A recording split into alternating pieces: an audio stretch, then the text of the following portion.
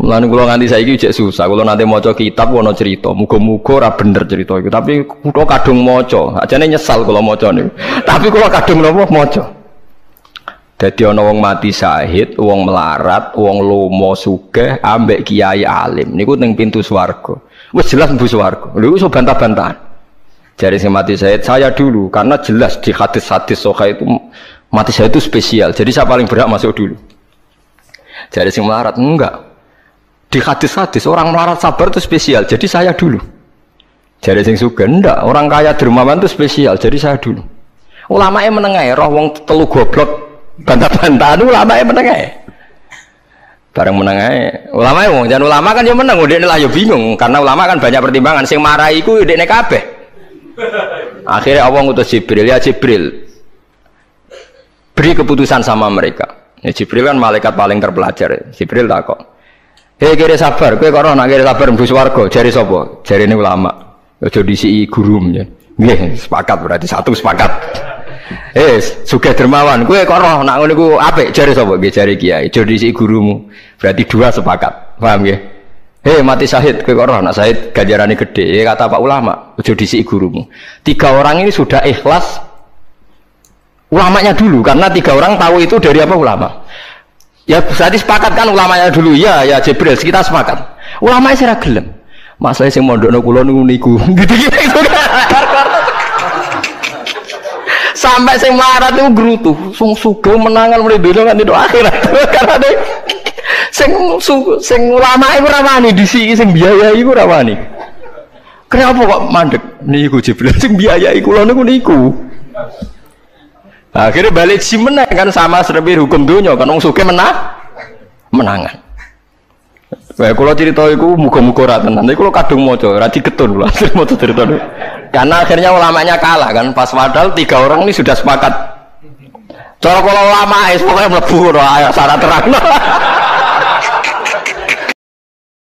Kisah nyata sugih banget, sangat-sangat sugih. Anak kiai. Nggih, tapi ra iso ngaji, tapi rontok tahu krungu ngaji, sugih gara-gara pedagang.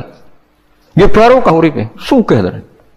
Ndekne kagum mbek Rasulullah itu sederhana, dia itu pernah dengar Nabi itu dawuh, "Inna wa ta'ala ja'ala tis'ata asyari rizki fit tijarah." Allah itu membuat 9 dari 10 rizki itu fit tijarah. Andaikan rizki itu 10, 9-nya itu fit tijarah. Jadi betapa barokahnya tijarah. Ini alasannya sederhana. Ini macam pedotan anak kiai tadi ya rada krungu-krungu sithik cek eling lah memori di Mbah Halim cek eling. Tapi saiki wis kedonyan. Ya masuk akal. Pak Bah, menurut saya ibadah paling baik itu pedagang. Kiai sekali medhit itu ben neraka, Pak. Perkarane ora tau ngamal. Nak pedagang ora tetep swarga. Kok iso ceritane?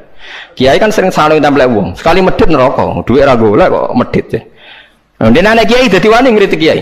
Lah pedagang medhit lah itu tetap lomo Pak. Misalnya aku pedagang medhit, tetap bayari supir, bayari satpam, bayari tukang pel, karyawan. Karena gak tak bayari ra gelem kerja, nek ra kerja aku malarat.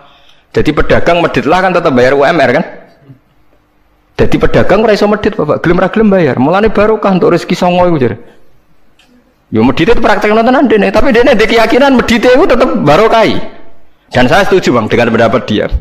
Lan kanca-kanca sing meragi mriki nek kepengin medhit barokah iku dagang. Wis kowe bayangan medhit lah, asal tetap bayar gaji lho, nggih nang medhite kebablas. Lho nggih to pedagang iku sak medhit-medhite asal bayar gaji kan barokah to nggih. Artinya simbiosis rezekinya akan kemana-mana kan. Saling ke debes.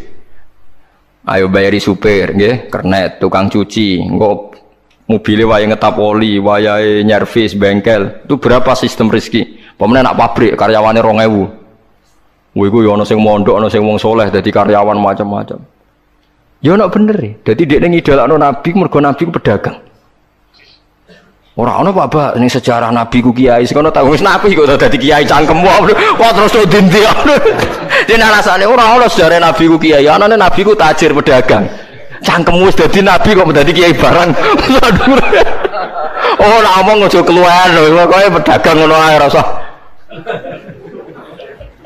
Terus dadi nabi cek apa? Dadi ya. Artinya ya mau kullu hisbim bima ladaihim parih. Bahkan kiai-kiai yang sekarang koalisi sama pejabat itu yang soleh ini kalau bakas yang soleh, nah soleh kalau buatan tertarik, orang soleh kok itu alasannya juga ibadah. Karena kalau pejabat itu didekati, setidaknya akidah dia itu masih ahli sunnah. Pejabat itu rata-rata tidak pernah ngaji. Dia taunya Islam NU atau Muhammadiyah ahli sunnah. Itu ya taunya dari kiai-kiai NU atau Muhammadiyah. Jadi kalau adat yang dekati itu NU, ya adatnya NU, Muhammadiyah, Muhammadiyah. Kalau adat yang dekati Syiah, ya Syiah. Kalau apa ya. Nah kalau semua kiai-kiai NU, Muhammadiyah atau kiai-kiai ahli sunnah yang lain, ya karena itu tidak mau dekati, lalas yang dekati itu aliran sesat misalnya. Nanti cara berpikir dia juga aliran apa? Sesat. Berarti yang dekati ini ibadah atau musibah? Mboten jawab mama. Ibadah. Dia tuh yakin betul. Bahkan saya pernah ketemu kiai yang begitu dekat pejabat, dia yakin. Jadi aku kok tetap wali, banyak juga. Yang memang dia wali betul, orang-orang hebat betul, cuma manfaatan. Dia menyontohkan zaman Mbah Hasyim Asy'ari ya dekat sama Bung Tomo ya banyak dekat. Dulu Jenderal Sudirman dekat Ahmad Dahlan. Dulu Pak Karno dekat Kiai Maskur. Dulu Ahana Sution siapa itu? Ya dekat sama Kiai Mahrus. Ya banyaklah sejarah. Itu kan orang-orang top yang tetap diyakini wali padahal dekat nopo? Dekat nopo? Pejabat. Dan itu terbukti sampai Indonesia menentang paham komunisme, mereka pendiri bangsa ini dekat nopo kiai. Mereka nggak tahu kan buruknya komunisme secara teori negara modern. Taunya karena pahamnya nopo kiai betapa ateis musibah banyak. Bahkan Thailand itu kecelakaan mereka dulu Islam di Thailand sama Indonesia Islamnya masuk bareng, tapi ulama Thailand banyak yang zuhud sehingga tidak dekati pejabat. Tahu-tahu minoritas tidak punya power di negara. Sementara kiai Indonesia pinter dekati pejabat. Kalau bakas sing soleh lho, sama harus atur hono kiai iki mu proposal buat ini bakas sing soleh, ini bakas sing nopo? Soleh. Saya pernah baca biografinya Mbah Soleh Darat. Itu di antara yang diyakini keluarga besar Mbah Baye R.A. Kartini itu ngajinya sama Mbah Soleh Darat. Makanya Jepara itu seneng santri karena dulu Mbah Banyak Kartini itu ngaji sama Mbah Soleh nopo? Darat. Jadi dulu itu adat ngiyai itu biasa, pejabat ngaji itu. Lah kalau melihat begitu kan kiai yang dekati pejabat itu yakin tenan aku tak korup. Lah gunane apa Gus Soleh ning dhuwur gunung mulang santri tok iku nguyai segoro wis ahli sunnah ahli sunnah. Kiai aku iku ngiyaini wong rong ahli sunnah. Yo yakin tenan nek iku tak korup dan saya kenal orangnya. Ya, artinya nggak apa-apa kalau dia begitu nggak apa-apa. Ya bolak-balik kullu hisbim bima ladehim fa'il. Dia nyontohkan itu di Syiah di Iran. Iran dulu ahli sunnah itu banyak. Tapi ketika penguasa itu lebih dekat tokoh-tokoh Syiah, lama-lama jadi negara Syiah karena wilayatul faqih itu dipegang nopo Syiah. Dulu Arab Saudi tidak semuanya Wahabi. Gara-gara pendiri Abdul Aziz itu setelah ada revolusi menang Abdul Aziz, Ali Saud istilahnya. Ali Saud itu dekat dengan Abdul Wahab. Lama-lama jadi faham nopo Wahabi karena Abdul Wahab sama Ali Saud itu dekat. Makanya sekarang diarani Saudi Arabia. Sebenarnya jeneng Saudi itu ilegal, itu nama pribadi. Tapi karena dia penguasa Arab, lama-lama jenengnya Arab nopo Saudi itu Ali Saud. Yang sekarang punya anak Fahad Abdullah itu dulu bin Abdul nopo Aziz. Sekarang turunannya habis tinggal yang sekarang ini, kalau nggak salah ya, yang sekarang jadi raja itu mungkin adik terakhir. Setelah itu generasi ketiga berarti ketiga. Lalu ngomong alim seneng ora tau ning ndi ning Arab, tapi gak gelem muni Saudi. Perkarane rontok negara jadi diakoni wae mbae. Dadi muni Arab Saudi padha karo muni Indonesia Soekarno kados ngene. Muni padha karo menapa Indonesia Soekarno. Ya Arab Saudi jenenge Arab tok asline, cuma gara-gara revolusi politik ditambahin napa. Jadi sehingga kesane nek ora turunan Saudi gak iso. Ya wis dadi rojo, dadi ahli Saud, napa? Ya iki aja melok-melok ngomong paham wis pokoke ben ro. Artinya apa? Dari sekian contoh itu betapa pentingnya ulama ahli sunnah dekat pejabat ben bisa mensunnikan. Ya nyatane tenan ya. Kados Pilpres kemarin mbok suni mbok ora iku kabeh calon presiden selawatan tenan. Mergo dekne ngerti trene saiki napa? Mbok latihane gapan ya ora ro, tapi kan terus masal. Lebatin ini memang teori itu sama-sama mungkin benar. Begitu juga teori tuku tanah ini pulau contohkan. Sampeyan saya kita bedhei. Ono tanah pinggir Ratan, pinggir Malioboro misalnya. Pinggir Malioboro. Mustafa Beruhin itu ahli dakwah terus ngandani. Niki ampun nggih maksiat itu dosa. Jenengan cangkruk teng mriki kathokan cekak wong wedok maksiat dosa. Nek ra diencepi. Kamu siapa kok berani? Lu siapa kok wani ngloroi aku? Jajal misalnya Mustafa Sugih di desa miliar mbok sak triliun. Tanah ning kono niku dituku kabeh. Bareng ngono ana wong kathokan cekak maksiat ning kono. Kowe aja ning kene, Nduk. Kamu siapa? Sing duwe. Barang. Gampang ndi nganggo dakwah kiai ambek tuku. Jawab mawon sing. Lah iki nek dakwah bil hikmah ambek bil mal cepet di. Bil mal kan. Dan itu ya ndak menyalahi Quran wajah itu di amwalikum. Mulane kula nu termasuk ngrasa dosa perkara ora sugih nganti ngoten niku, paham.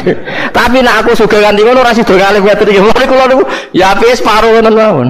Lah sing sugih ora ngapik mergo rong kelar tuku. Mulane niki sing santri kula sing sugih-sugih nak kuat iku tuku tanah sing potensi dienggo maksiat.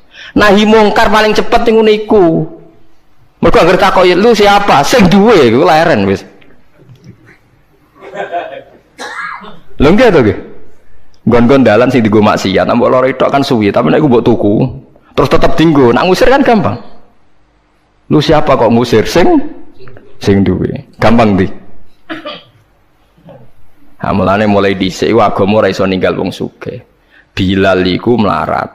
Dadine wali mergo melarat sabar ning tauhid. Tapi sing nyelametno donyane Abu Bakar. Dadi pancen mlakoni agama iku kombinasi melarat ambek sugih. Mulane sing melarat ora usah ndonga sugih perkara ini nggo kombinasi wae. Tapi nek wis bosen banget yo oleh lah maksudnya ge. Nah donga ngeten tak pare Gusti contoh melarat mboten kula nggih mun wonten lho Gusti. Kadosnya ndak mendesak harus saya, ndak mendesak harus apa? Saya. Kita kula mun suwi yo Gusti dadi contoh mun apa? Paham ya, terus nahi mungkar niku nggih wonten istihade dadi. Nggih sama nahi mungkar dalam politik nggih ngoten. Dulu di Rembang juga banyak lokalisasi. Kalau masih ingat kecil saya dan ya kuat karena di backing oknum-oknum tertentu. Tapi ketika bupati itu mulai dekat kiai. Pernah era kakak saya kandung itu wakil bupati. Setelah itu anaknya Kiai Khalil. Sekarang itu teman saya malah yang jadi bupati. Itu ya rubahnya luar biasa karena ya guyonan mereka paling nyai Gus dakwai kesuwen. Bupati gampang Gus gawe SK ngongkon Satpol PP. Artinya jangan kira orang-orang baik yang lewat pejabat itu tidak kalah kontribusinya, ya banyak juga. Ini bakas sing soleh loh, ini bakas sing napa? Soleh. Artinya kullu hisbim bima ladaihim farihun. Yang yakin dengan kebaikan bentuk ini juga banyak. Kowe aja mau meyakini dhewe apik kok Mustafa, langgare cilik tetep istiqomah, nak bar wiridan ora donya. Iku ya apik, tapi dene ya ben yakin bener dhewe ben terus. Nah dene yakin terus nyalon bupati malah dadi kan. Tapi jangan merasa benar sendiri. Ya yakin saja kalau dia benar. Tapi jangan yakin benar sendiri karena dia tidak bisa bikin SK untuk membubarkan tempat maksiat. Utawa oleh suatu tanah sing dienggo napa? Maksiat. Jadi pilihannya bubarno niku. Nah sampean takok, lah nek ulama ra kalah, goblok kena ulama kalah. Ulama tetap paling bener.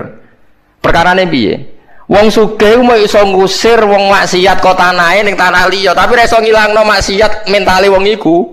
Lha iku sing rada betah ngilangno sak mentale iku ulama. Mulane ulama takoki, "Lah kok iso tapi sampean ra iso ngusir kok gon maksiat, tapi mau pindah tok wonge tetep maksiat." Lah sing iso nobatno iku ulama. Ya rada menang meneh maksudnya ya rada lumayan.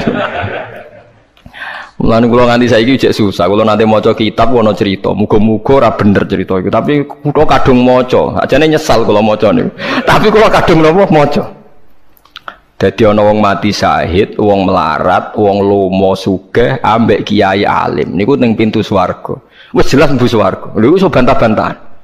Jare sing mati syahid saya dulu karena jelas di hadis-hadis sahih itu mati syahid itu spesial. Jadi saya paling berhak masuk dulu. Jare sing melarat enggak. Di hadis-hadis orang melarat sabar itu spesial, jadi saya dulu. Jadi sing sugih ndak, orang kaya dermawan itu spesial, jadi saya dulu. Ulamae menengae roh wong telu goblok bantah-bantahan ulamae menengae. Bareng menengae, ulamae wong jan ulama kan yo meneng, ndekne lah yo bingung karena ulama kan banyak pertimbangan, sing marahi iku ndekne kabeh. Akhirnya Allah ngutus Jibril, ya Jibril. Beri keputusan sama mereka. Ya Jibril kan malaikat paling terpelajar. Jibril takok. Hei kira sabar, kowe kok nak kira sabar mlebu swarga, jare sapa? Jarine ulama. Aja disiki gurum ya. Nggih, sepakat berarti satu sepakat. Sugih dermawan, kowe kok roh nak ngono iku apik jare sapa? Nggih jare kiai. Aja disiki gurumu. Berarti dua sepakat. Paham nggih? Mati syahid, kowe kok roh nak syahid ganjarane gede. Kata Pak ulama, aja disiki gurumu. 3 orang ini sudah ikhlas ulamanya dulu karena 3 orang tahu itu dari apa ulama. Ya berarti sepakat kan ulamanya dulu ya Jibril kita sepakat. Ulamanya sira gelem. Masalah sing mondokno kula niku gitu-gitu itu. Sampai sing melarat itu gerutu, sing sugih menangan mulai donya kan itu akhirat. Karena deh sing ulama iku ora wani disiki sing biayai iku ora wani. Kenapa kok mandek niku Jibril sing biayai kula niku. Akhirnya balik si menang kan sama seperti hukum dunia kan wong sugih menangan. Kayak kalau cerita itu muka-muka rata nanti kalau kadung moco rati ketun lah moco cerita itu. Karena akhirnya ulamanya kalah kan pas padahal 3 orang ini sudah sepakat. Cara kalau ulama pokoknya mlebu ora syarat terang. Artinya terus mlebu ora usah nerangno. Wong sing biayai yo mesti swarga ya to nggih. Wong urutan-urutan ngono ora terus mlebu neraka kan ya mboten. Mau urutan mawon kok gegere. Tapi lewat ngaji ini Anda menjadi tahu. Jadi yang biasa toreko, biasa wiridan, jangan menafikan orang-orang soleh yang mungkin meyakini ada efektivitas pakai kekuatan politik dan harta. Paham ya? Nyatanya ya iya. Misalnya tanah-tanah sing potensi nggo maksiat sampean tuku ya nggak mungkin dienggo maksiat. Kulo aja eling. Kulo nu gak ada guru kulo nu kathah. Di antaranya saya punya guru punya tanah luas di perbatasan, luas sekali. Itu zaman itu mau dibeli Cina itu 2 miliar. Yang zaman itu harga rata-rata sekitar 700 juta. Mau dibeli 2 miliar. Itu beliau tidak boleh. Bilang sama saya, nak nganti dituku Cina perbatasan, nak digolonte dosaku rak nganti mati. Wes melarat-larat ra bakal tak dol. Jadi banyak juga orang yang meyakini adol tanah ning wong sing potensi dienggo maksiat itu dosa gede. Nah, suatu saat ini kejadian lagi dan beda lagi. Ini ya guru saya tapi beda lagi. Ada orang punya tanah yang potensinya itu hanya 100 juta karena yang beli Cina dijual 200 juta. Satu keluarga haji semua. Dipakai haji. Itu semua keluarga kiai ini tidak ada yang datang. Kowe iku atuk ora kaji, timbang kaji tanah mbok dol Cina sing potensi dienggo maksiat. Tangisan deh. Dibatal ora iso. Artinya banyak juga orang yang punya strategi sampai begitu, nganggep begitu itu jihad, menguasai tanah itu apa? Jihad. Karena dengan kita kuasai untuk sujud ya kita, yang taat ya kita, mengendalikan untuk apa juga kita. Oke, dengan kita punya kan mengendalikannya ya kita, untuk apa ya kita. Dengan tidak punya, ya tidak kita kan. Nah, nek cerita ngono kan terus wong melarat kados kula rugen kan musibah tenan. Wong kula yo ora tau duwe akeh. Tapi masalah kula rapati nyesal. Misale kula niku kan terus lewat jalur ulama. Sing nyesal kan rugen. Jalur apa terus? Wiridan kan, wiridan ra kuat suwe kondo kula. Kula dijajahi toreko ora tau tak lakoni Gus. Kula nak wiridan mboten apa betah. Terus jalur apa? Kere sabar mau kan. Lah iku kudu ikhlas kalah meneh ning swarga, paham ya? Mereka kok kiai ini ya di sana semua, wong sugih. Tapi cerita itu yo aku ya ora percaya, tapi masuk akal. Kulo niku ya wah, sampean percaya gak? Ibu ora roh mawon, niku terus kulo ibu ora roh. Jadi niki ngaji penting nggih ben boten falatus yaku anfusakum. Wong ora usah sok suci. Kebenaran toreko itu ya benar, orang fikih ya benar, orang wiridan yang benar. Tapi sebetulnya mungkin pejabat yang kita kira dekat dengan syubhat itu juga banyak amalnya kan, karena mereka bisa bikin SK berapa ratus tahun doli gara-gara SK-nya wali kota iso dibubar. Sama tak ceritani, anaknya Yusuf Qaradawi yang terkenal ngarang fiqh zakat itu akrab sama Sutioso. Saya dulu itu ikut proses menerjemah fiqh zakat. Memang saya ada orang politik juga enggak orang kaya, tapi saya ikut proses. Hanya saya di antara tim yang ikut menerjemah. Itu gara-gara dekat kiai itu Sutioso memutuskan Kramat Tungkak. Itu dulu kan tempat prostitusi terbesar juga. Sekarang dirubah jadi Islamic Center. Iku baru kayak kiai tak pejabat. Pejabat karena pejabat yang punya SK. Tapi fungsi ini kiai mbok ilangno, pejabat roh pentingnya ngono iku dikandani kiai. Lah sirang mlebu kan rugen tok kan berarti jalur karena mulane kene kudu tunduk be aku. Ini kan masalah kok ning akhirat ya tetep kalah ya harus saiki persiapan paham ya. Ya persiapan bus warga wae tapi ora usah nomor apa? Ora nomor Arab. Jadi kurang contohnya, keramat tungkak itu yang bisa memusnahkan itu ya dulu ketika Sutioso gubernur dan dia dekat sama anaknya Yusuf Qaradawi terus punya figur zakat. Lama-lama figur zakat jadi tren. Sampai di Jakarta ada Basnas, ada rumah zakat. Sekarang di Jogja ada Lazis, ada macam-macam. Barokahnya trennya figus. Dulu zakat itu enggak jadi kebutuhan, tapi setelah jadi tren saya ingin orang zakat itu izin. Banyak pegawai-pegawai itu yang enggak sholat tapi zakat. Jadi takoi kenapa? Tren Pak Ba izin jadi. Kesannya kok antisosial. Jadi kesannya anti apa? Mulane kula kadang nggih. Makanya bapak dulu. Bapak itu anak pertama itu disekolahkan, ya sempat jadi pejabat. Nah itu sirinya kenapa Mbah Hasyim Asari Salim itu Gus Wahid kan belajar bahasa Belanda mbek Inggris. Awal-awal zaman Gus Wahid jadi menteri agama. Andai kan Gus Wahid tidak menteri agama, mungkin cara berislam Indonesia tidak sunni. Karena Gus Wahid pertama jadi menteri, terus jadi ahli sunnah. Lama-lama sekarang jadi tren, menteri agama Indonesia harus ahli sunnah. Nah gak ya ora pantes. Mun disi-disi ya wis napa? Ahli sunnah. Ulah tapi kadang santri fanatik, tapi Gus Wahid seralim koyo abai. Lah kita orang fanatik repot kan nggak ngakui kebenaran dengan bentuk lain.